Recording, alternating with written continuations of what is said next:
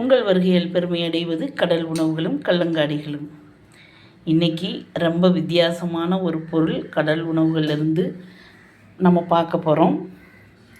இது மீனோட சினை. நான் ரொம்ப சின்ன சைஸில் தான் பார்த்துருக்கேன். ஃபஸ்ட் டைம் இவ்வளோ பெருசாக பார்க்குறேன். இதை விட பெரிய சைஸ்லாம் இருக்க தான் செய்யுது. ஆனால் ஃபஸ்ட் டைம் வீட்டுக்கு இவ்வளோ பெரிய சினை முட்டை இது கொண்டு வந்திருக்காங்க. இது ரொம்ப டேஸ்ட்டாக இருக்கும்.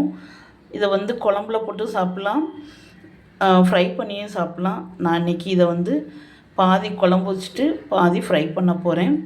இந்த மீன் நைட்டில் பெட்டில் யூரின் போகிற குழந்தைகளுக்கு இது கொடுத்தோன்னா அது கண்ட்ரோல் ஆகும்.